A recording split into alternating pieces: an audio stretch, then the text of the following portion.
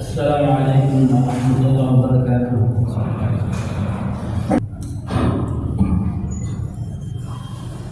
Alhamdulillahilladzi amarna bil ittihadi wal wifaq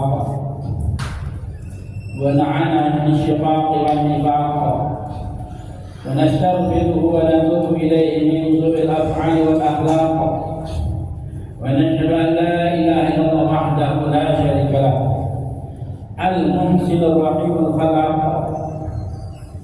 ونشهد أن محمدا عبده ورسوله المبعوث متمما بمكارم الأخلاق اللهم صل وسلم على سيدنا محمد أفضل الخلق على الإطلاق وعلى آله وأصحابه الفائزين بنصح الأمة في الآفاق صلاة وسلاما دائمين متلازمين إلى يوم السلام.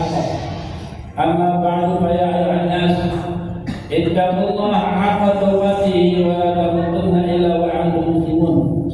قال الله تعالى: ولتكن منكم أمة يدعون إلى الخير ويأمرون بالمعروف وينهون عن المنكر وأولئك هم المفلحون. Hadirin jamaah salat Jumat yang dimuliakan Allah Taala, lagi dan lagi marilah senantiasa kita tingkatkan takwa kita pada Allah Subhanahu Wa Taala, yaitu menjalankan perintah Allah dengan sungguh-sungguh dan meninggalkan larangan Allah dengan sungguh-sungguh, serta kita berkeyakinan bahwa tidak ada perkara yang lebih menguntungkan pada diri kita kecuali taat pada Allah Subhanahu Wa Taala. Tidak ada perkara yang lebih merugikan kepada diri kita kecuali bermaksiat pada Allah Subhanahu Wa Taala. Hadirin, saat ini dunia nyata, akhirat masih cerita. Maka ada waktunya nanti dunia tinggal cerita, akhirat menjadi nyata, dan pada waktu itu apa yang dibutuhkan, kata Allah, "Tazawwadu fa inna khairaz zadi taqwa." Berbekalah, karena sebaik bekal adalah takwa pada Allah SWT, yaitu iman dan amal soleh kita yang akan berguna nanti.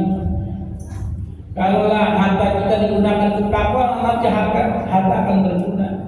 Tapi kalau harta digunakan dalam kelalaian, apalagi maksiat pada Allah, kata Sayyidina Ali, harta itu halalha hisab wa haramha iqab. Yang halal aja hisabnya berat, apalagi yang haram isinya adalah iqab, siksa. Rasulullah pernah bersabda, yang pernah ada mali. Seorang anak Adam berkata, harta, mobilku, tanahku di mana-mana, kontrakanku di mana-mana. Fahal malika, kata Nabi, tidaklah hartamu itu illa ma'agalta fa'afnaitah, hartamu yang telah kamu makan yang sudah menjadi kotoran. Wa ma labista fa'ablaitah, hartamu itu yang telah kamu pakai kemudian sudah habis dimakan usia. Dan hartamu itu, kata Nabi, ma tasaddaqta fa'abukaitah, hartamu adalah yang telah kamu sedekahkan di jalan Allah, yang telah kamu korbankan di jalan Allah, fa'abqaitah, maka Allah akan kekalkan harta itu. Hadirin, dikatakan Nabi Adam punya dua anak yang sedang berselisih, yaitu Habil dan Qabil. Habil seorang beliau adalah seorang peternak, kemudian Qabil adalah seorang petani. Akhirnya mereka pun diperintahkan untuk berkorban. Habil memilih daripada korban yang bagus-bagus, daripada kambing kibas yang paling bagus dikorbankan kepada Allah. Qabil tadi, maka dia pilih hasil pertanian jelek-jelek dikorbankan pada Allah. Kemudian apa yang terjadi? Korbannya Qabil Allah tolak, ditiupkan angin. Korbannya Habil Allah terima, naik ke langit. Allah berfirman, wa alaihim naba'a bunai Adam bil haqq إذ قرب قربانا فتقبل من أحدهما ولم يتقبل من الآخر. Bacakanlah kisah tentang kedua anak Adam yang berkorban. maka korban yang satu diterima, yaitu korbannya Habil, dan korbannya Qabil itulah Allah SWT. Dan akhirnya korbannya Habil inilah yang akan menjadi pengganti daripada leher Nabi Ismail. Nabi Ismail itu akan dikorbankan juga, dikorbankan ya. Ini apa fil manam anni arba'aka fanzur madza tara. Ketika Nabi Ibrahim berkata, wahai anakku, sungguhnya saya melihat dirimu disembelih dalam mimpi saya. Fanzur madza tara, bagaimana pendapatmu? Maka kata Nabi Ismail, ya abati fa'al ma tu'mar, satajidni insyaallah minas sabirin. Wahai bapakku, memang ini kalau ini memang perintah Allah, ya if'al ma tu'mar, kerjakanlah yang apa yang Allah perintahkan. Satajidni insyaallah minas sabirin, engkau akan mendapatkan saya insyaallah termasuk orang yang sabar. Ya, akhirnya terjadilah penyembelihan, tapi tidak mempan. Berapa kali dibabak tidak mempan, akhirnya sampai akhirnya yang berkembang ternyata kambing kibas. Dan ini adalah kata ulama, kibasnya Habil dan Al-Fatihah menjadi pengganti daripada lehernya Nabi Ismail. Ini apa simbolisnya? Bahwa yang namanya berkorban pada jalan Allah, pasti Allah akan kekalkan pahalanya, tidak akan hilang. Di dalam dunia ini hidup hanya pengorbanan. Kalau tidak berkorban maka akan korban juga, tapi korban untuk maksiat alhamdulillah. Mumpung Allah masih berikan kita kesempatan waktu. Hadirin, bahwa setelah korbannya Nabi Ibrahim ya, terhadap anak yang dia sayang, akhirnya Allah memberikan kabar gembira lagi dengan anak yang kedua bernama Ishak. Dan setelah itu tidak ada lagi Nabi tidak ada lagi kecuali keturunan Nabi Ibrahim. Kenapa kata ulama? Karena pengorbanan itu Allah terima, sehingga Allah memberikan keberkahan, sehingga apa yang terjadi keturunannya Allah pilih sampai hari kiamat. Katakan bahwa Nabi Ismail itu pun keturunan Nabi Ibrahim dari jalur Ismail, para Nabi Bani Israil dari jalur Ishak, jadi Nabi semua. Sehingga Nabi Ibrahim punya gelar Abul Anbiya, bapaknya para Nabi. Ini menunjukkan bahwa dalam agama ini kita selalu berkorban, baik korban perasaan maupun korban harta. Dan apalagi kita mendekati daripada bulan korban, hari-hari yang di situ ada kemuliaan, hari-hari yang di dalam surat Al-Fajr, wal fajr walayalin ashr, demi fajar dan demi hari yang 10 hari. Kata ulama dari tanggal 1 sampai 10 ini adalah hari yang mulia, yaitu bulan Dzulhijjah.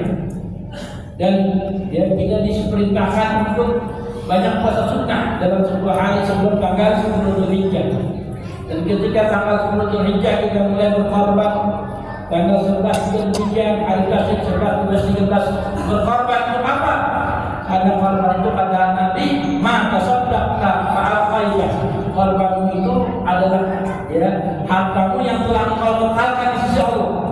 Sedangkan harta yang belum kita makan, harta yang belum kita pakai, harta yang belum kita korbankan di jalan Allah, itu semata-mata bukan harta kita.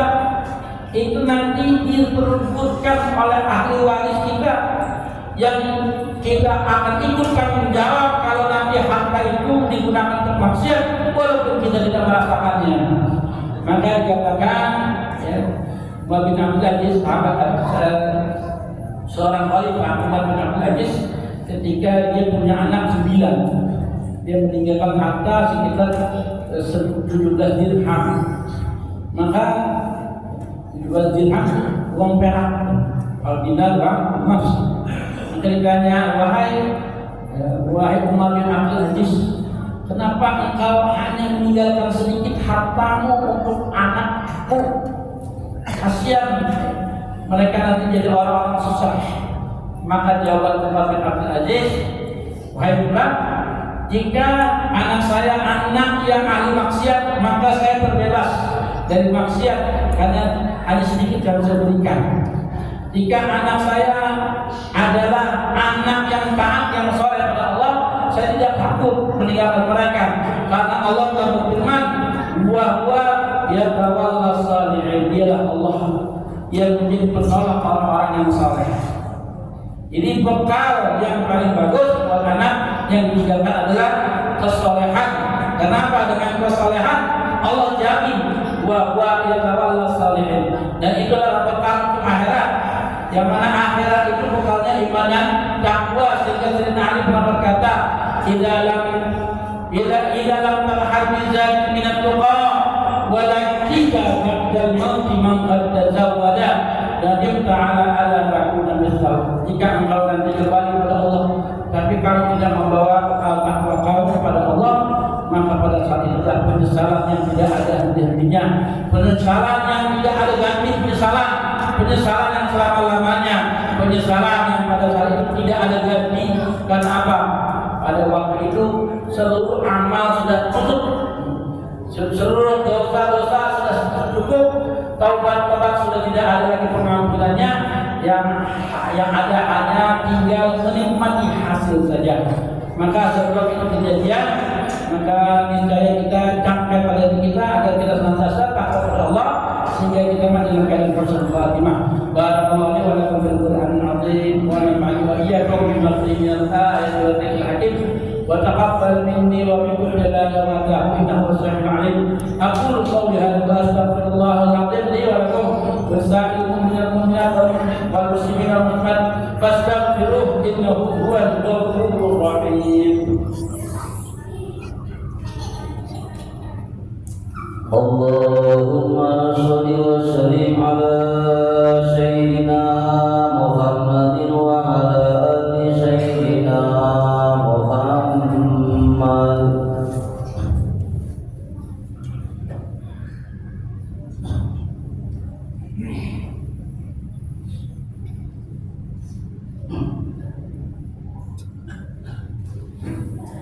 إن الحمد لله نستعينه ونستغفره ونؤمن به ونتوكل عليه ونعوذ به من شرور أنفسنا ومن سيئات أعمالنا. من يهده الله فلا مضل له ومن يضلل فلا هادي له. أشهد أن لا إله إلا الله وحده لا شريك له وأشهد أن محمدا عبده ورسوله. اللهم صل وسلم وبارك عليه وعلى آله وصحبه وتابعين بإحسان إلى يوم الدين. أما بعد فيا عباد الله ittaqullaha haqqa tuqatih wa la tamutunna illa wa antum muslimun wa'lamu annakum qadimuna ila Allah wa ta'udun nafsun ma qaddamat lighad fattaqullah innallaha khabirun bima ta'malun. Baliqu ila rabbikum wa aslimu lahu min qabli an ya'tiyakum al'adab thumma la tunsarun wa'lamu anna Allah tabaraka wa ta'ala qad qala fi kitabil karim faqala qawlan karima innallaha wa malaikatahu yusalluna 'alan nabi ya ayyuhalladzina amanu sallu 'alaihi wa sallimu taslima.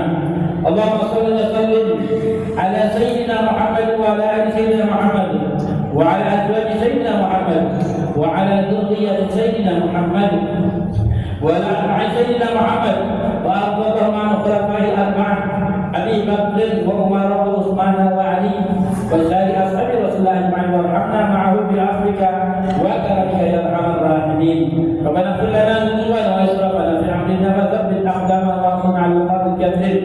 Allahumma ighfir lil mu'minina wal mu'minat wal muslimina wal muslimat al-ahya'i minhum wal amwat innaka sami'un qaribun mujibud da'wat. Allahumma ihdina wahdi bina waj'alna sababan liman ihtada.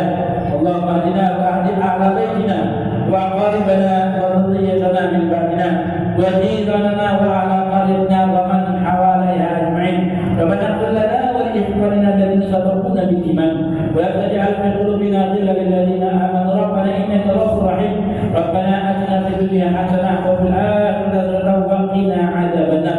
Wa sallallahu ala sayyidina Muhammad wa ala alihi wa sahbihi ajma'in. Walhamdulillahi rabbil alamin. Ibadallah, inna Allah ya'muru bil 'adli wal ihsan wa ita'i dzil qurba wa yanha 'anil fahsya'i wal munkari wal baghi ya'idukum la'allakum tadhakkarun.